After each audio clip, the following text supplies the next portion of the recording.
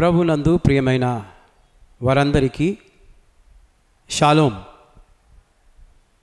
ఈరోజు మన ముఖ్య ధ్యానాంశము లేదు సమయం. బైబిల్ గ్రంథంలో ఎఫెసీయులకు రాసిన పత్రిక 5వ అధ్యాయం 15వ వచనంలో ఈ విధంగా వ్రాయబడి ఉన్నది.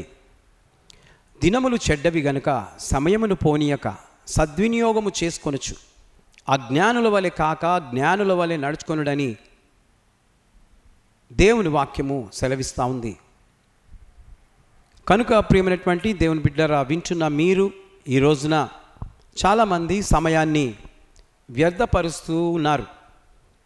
కొంతమంది పడుకొని వ్యర్థపరుస్తూ ఉన్నారు సమయాన్ని, కొంతమంది తింటూ మాట్లాడుతూ సమయాన్ని వ్యర్థపరుస్తూ ఉన్నారు, కొంతమంది షికార్లు టూర్లు అని సమయాన్ని వ్యర్థపరుస్తూ ఉన్నారు, కొంతమంది ఆదివారం పూట దేవుని మందిరానికి రాకుండా పెళ్ళిళ్ళు, ఆ విందులు ఈ విందులు అని మందిరాన్ని డుమ్మాగొట్టి తిరుగుతూ ఉన్నారు.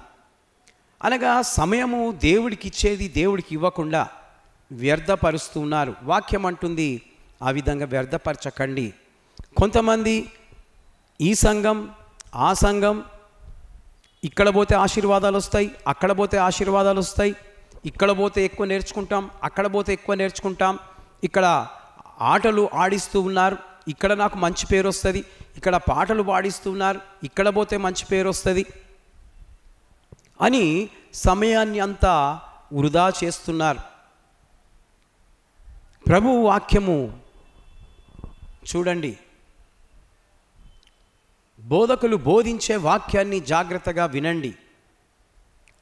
యేసు వైపు మీ యొక్క మనస్సును కేంద్రీకరించండి.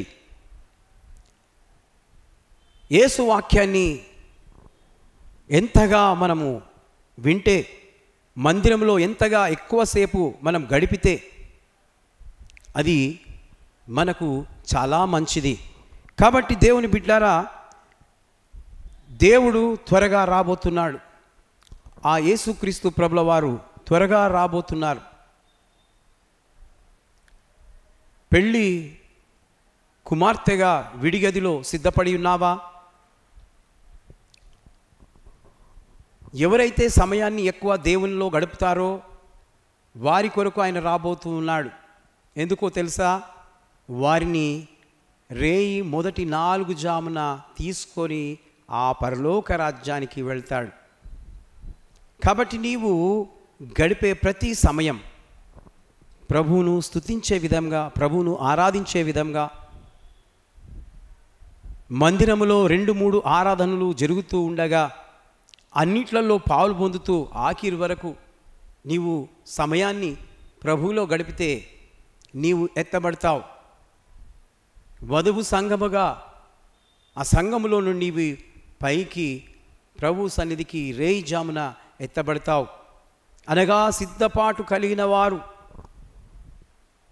వారి కొరకు ఉదయకాలమున ప్రభు యొక్క సన్నిధిలో ఆయన తీసుకొని వెళ్ళడానికి సిద్ధంగా ఉండాలని, ఆ ప్రభుతో పాటు నేను నీవు ఆ పెళ్ళి కూతురుగా వెళ్ళిపోవాలని ప్రతి బిడ్డ మంచి ఆలోచన కలిగి జీవించాలని ఈ మాటలు చెప్తూ ముగిస్తున్నాను.